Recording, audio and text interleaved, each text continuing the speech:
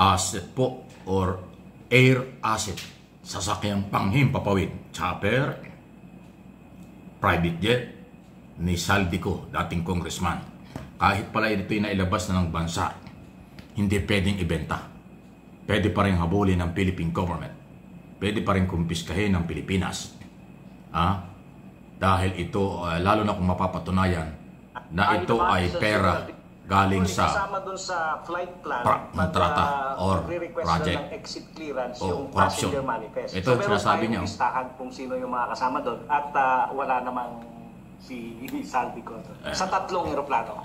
Clear po ayon sa manifest na naka-attach doon sa request for general flight plan. ito Hindi sakay ng air asset na lumabas ng Pilipinas si resigned Congressman Saldico ayon sa Civil Aviation Authority of the Philippines o CAAP. Noong Miyerkules, kinumpirma ng CAAP na nakalabas na ng Pilipinas ang tatlo sa air assets na iniuugnay kay Co. Batay sa kanilang monitoring, nasa Kota Kinabalu, Malaysia ang dalawang Augusta Westland helicopter. Umalis ang mga ito ng bansa noong August 20 at September 11. Samantala ang Gulfstream aircraft ay nasa Singapore mula noong August 16. Ayon sa CAAP Director General Retired Lieutenant General Raul Del Rosario, kahit nasa ibang bansa na ang tatlo sa air assets ng dating kongresista, maaari pa rin itong kumpiskahin ng CAAP oras na magkaroon.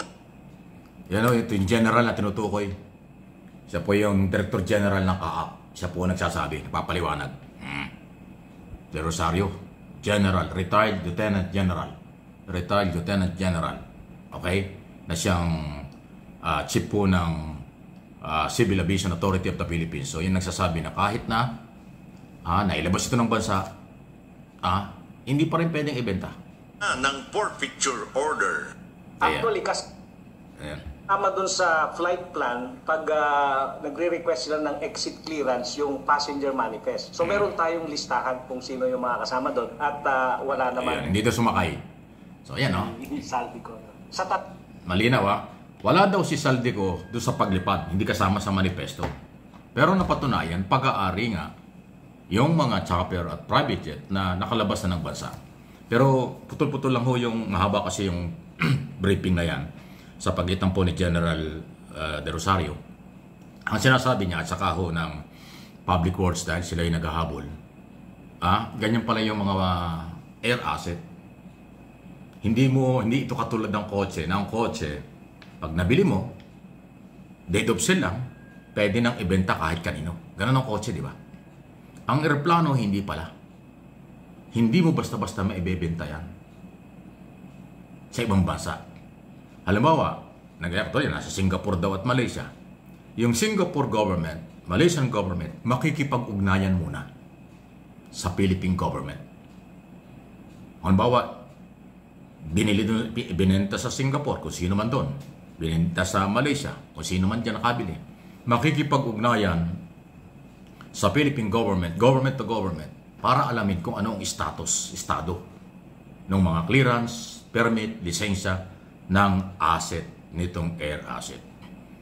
Pag nalaman ng halimbawa Singapore at Malaysian government na nakarehistro sa Pilipinas, active yung rehistro, hindi yan pwedeng bigyan ng another registration ng mga bansa kung saan dinala.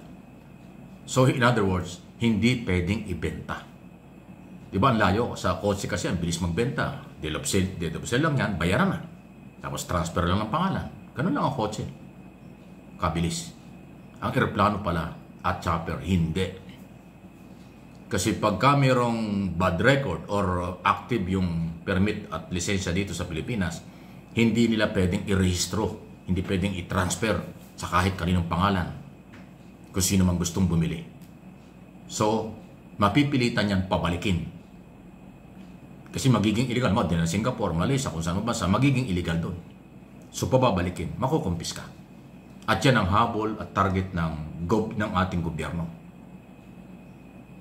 Ito na naman yung sinasabi nating whole of government approach. Talagang lahat na gumagalaw para habulin ang mga asset, pera, at iba pa na pag-aari. Hindi lang si Saldico, kung hindi ang lahat ng sangkot sa graft in corruption, politiko, kontraktor, at mga taga-DPWS. Maging aral ito sa inyo. Ganun palang kahirap yan. Kaya kahit saan dinala, halimbawa nasa Malaysia at Singapore ngayon, kumpirmado na Singapore at Malaysia, dalhin pa yan sa Amerika, dalhin sa Europe, wala rin. Magiging illegal din yun doon. Hindi yun bibigyan ng permit at iba pa lisensya kung walang approval galing sa Pilipinas. Ibabalik at ibabalik dito. So, ibig sabihin na ilipad yung chopper at saka aeroplano ni Saldico, doon sa manifesto, hindi kasama si Saldico. Kasi naman si Saldico naunang lumipad eh. Di ba? Nung pumutok itong iskam na ito, wala na dito. Nung matapos na siya matanggal, as chairman ng Committee on Operation, umalis na yan, nagpagamot daw sa Amerika. Parang isang buwat kalahati sa Amerika yan. Nung pumutok na yung balita, lumipat na sa France, sa Europe. Tapos yan na nga, pati yung kanyang bahay dito sa Pasig, Valverde, mukhang imbakan lang pala ng pera. Walang nakatira. Ngayon nilimas na ang lahat ng nandoon, wala na. Parang bodega na lang yung bahay. So, yan po yung nangyari. So, may pag-asang ma-recover muli, mailit, katulad ng mga kotse ng Diskaya, kinumpis ka ng customs kasi walang kaukulang binayarang buwis, i-auction na pagkatapos nitong undas. So, itong aeroplano, yan din ang pwedeng mangyari. Maibalik sa Pilipinas, pati yung chopper, din ibebenta yan. Kasi automatic kukumpiskahin ng gobyerno. Pag nakumpiska ng gobyerno ang lahat ng klaseng mga asset na ganyan, government property na yan. May karapatan na silang ibenta yan. Ayun. So, pagpapatunay ito, hindi nagbibiro ang Pilipinas, ang Philippine government, sa rule of law na pinaira.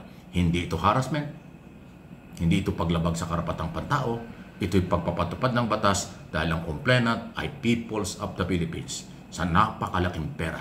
Ito si Saldico, sinasabi ngayon sa report, nasa mga 20 hanggang 22 billion ang nakuha sa gobyerno. Wow! Kaya pala naman, kahit saan magpunta ito, pwedeng bumili ng property. Matindi ho talaga. Ano ha? So, ano ang inyong masasabi niya? Yung 7 na luxury car ng mga Diskaya, kinumpirma ng Bureau of Customs, hindi na nagka-interest ang mga Diskaya ng kanilang kumpiskahin, i-auction na nila ngayong second week ng November. Bebenta na.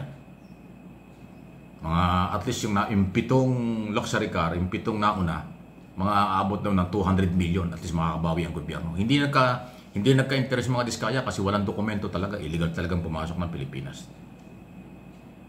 Ayun. So, kung makasib po ang galaw ng gobyerno, whole of government tapos. Pera, alahas siguro, kotse, chopper, aeroplano, mga bahay, lahat yan. Hahabulin. Complainant ay mga Pilipino. Ang ginagawa ng gobyerno ni Pangulong Marcos Jr., habulin sila, papanagutin sila. Yun lang yun.